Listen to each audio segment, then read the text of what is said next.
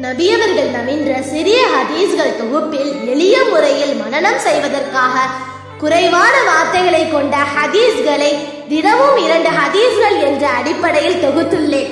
கேட்டு மகிழுங்கள்.